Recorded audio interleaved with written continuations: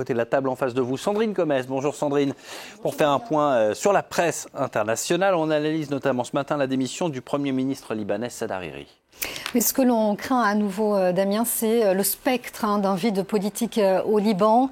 Saad Hariri s'est incliné devant la volonté du peuple. C'est ce que titre ce matin le quotidien Daily Star.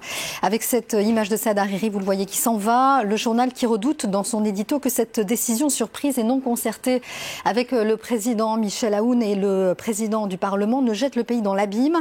On craint ici qu'Hariri n'obtienne pas assez de votes lors des prochaines consultations parlementaire pour revenir sur le devant de la scène en raison, on le sait, des profondes divergences entre les partis politiques. On redoute donc ce vide politique. Et puis un autre journal libanais, L'Orient le Jour, qui pense de son côté qu'Hariri renverse la table pour mieux négocier son retour. Cette décision place le Hezbollah au pied du mur, parti, on le sait, qui rejetait tout cabinet dont il serait exclu. On redoute aussi ici un statu quo en l'absence d'une personnalité sunnite à même de former un nouveau gouvernement. Saad Hariri qui pourrait, nous dit ce quotidien, continuer à expédier les affaires courantes, mais pendant combien de temps ça pourrait durer longtemps, nous dit le quotidien. Le journal libanais Al-Khabar, qui est proche du Hezbollah, se demande même ici si Saad Hariri n'a tout simplement pas rejoint l'opposition qui s'exprime dans la rue en signant, je cite, un coup d'État contre le compromis présidentiel de 2016. On parle ici de double jeu de trahison du Premier ministre. Alors voilà, pour la presse libanaise, c'est très commenté dans la presse internationale.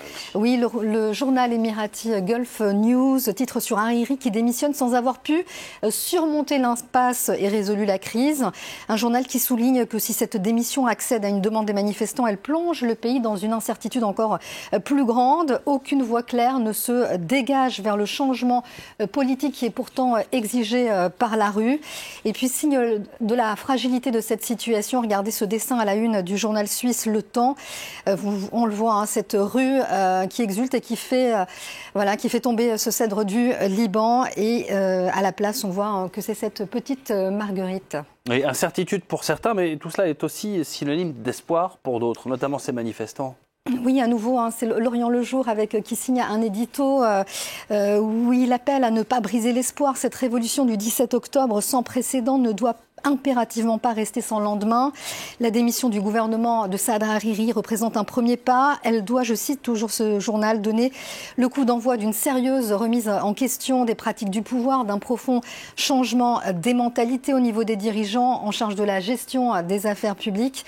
Un message qui est adressé ici au Hezbollah et au mouvement chiite Amal. Michel Touma, qui signe l'édito, fait notamment référence, dit-il, au spectacle inacceptable des hordes enragées qui ont été lâchés dans le centre-ville de Beyrouth hier. Et puis cette révolution, c'est aussi celle du vent de laïcité qui souffle sur le Liban. Oui, c'est Slate qui nous en parle. La jeunesse libanaise investit les rues pour appeler à transcender les confessions d'appartenance et à mettre en œuvre une véritable égalité entre les citoyens.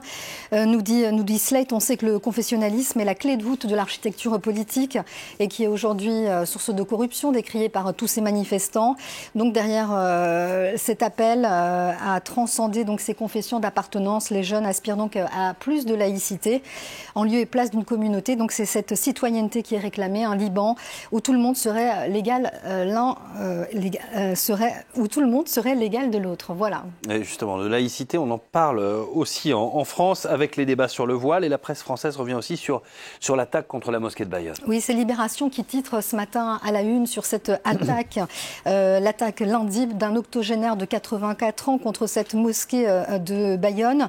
Elle a fait 2 blessés graves. Le journal de gauche titre, vous le voyez, sur un climat de haine, puisque ce retraité d'extrême droite était connu dans sa ville, nous dit ce quotidien, pour ses diatribes xénophobes et haineuses. Lors de sa garde à vue, on sait qu'il a expliqué avoir voulu venger l'incendie de la cathédrale Notre-Dame. Une expertise psychiatrique est d'ailleurs en cours.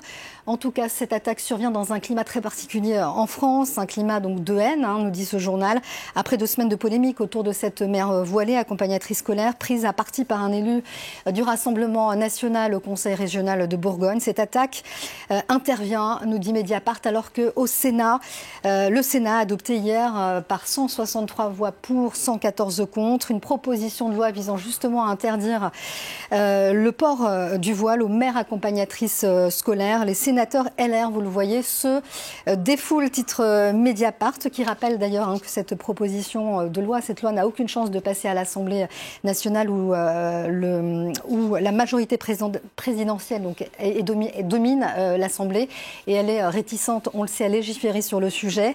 Un contexte de polémique qui place aussi l'islam sous tension, titre le journal catholique La Croix. Sous tension, vous le voyez, on voit sur cette photo le président Macron qui met qui a mis lundi la pression sur les représentants du Conseil français du culte musulman. On voit à l'image ici Dalil Aboubacar, qui est le président de cette institution. Emmanuel Macron leur a demandé de combattre davantage l'islamisme et le communautarisme. Réponse hier soir faite au chef de l'État dans un communiqué en 10 points. Vous le voyez, la réponse est ici à la une du Figaro. Le CFCM défend le port du voile, titre le journal qui souligne que s'il était attendu sur le communautarisme, il insiste sur cette prescription religieuse. Merci beaucoup Sandrine Gomez. Merci à vous d'avoir choisi France 24 et Paris Direct pour vous informer.